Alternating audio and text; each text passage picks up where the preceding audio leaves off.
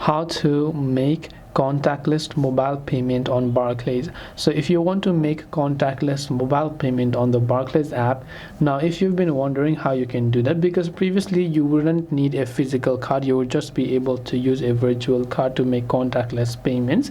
The thing unfortunately over here is the Barclays contactless mobile payment service was actually closed already on 2023 June 30 and is no longer available for registration or use. And if you used to use basically contactless mobile, you should now use your plastic card to actually pay, because there are no other options.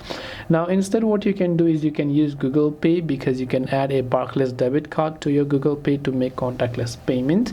That's the one alternative, but directly from Barclays themselves, that feature was actually already eliminated a year ago. And this way, hopefully this video has helped you answer your question. If you have got any further questions, feel free to leave them down below. Thank you for watching till the end, and see you in the next video.